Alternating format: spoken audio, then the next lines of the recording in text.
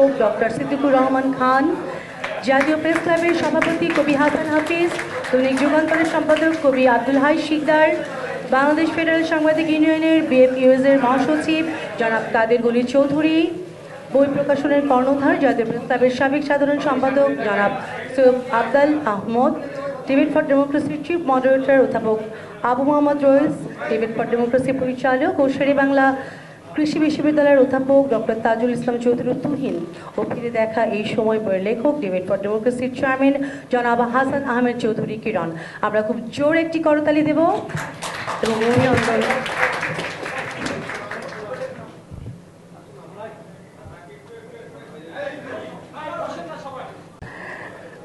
শুধু আপনারা দেখতে পাচ্ছেন এবারে মাননীয় প্রধান অতিথিকে সম্মাননার স্মারক প্রদান করা হচ্ছে।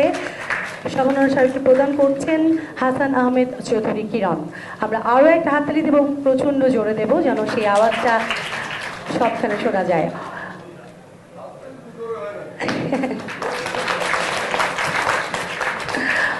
অনেক অনেক অভিনন্দন।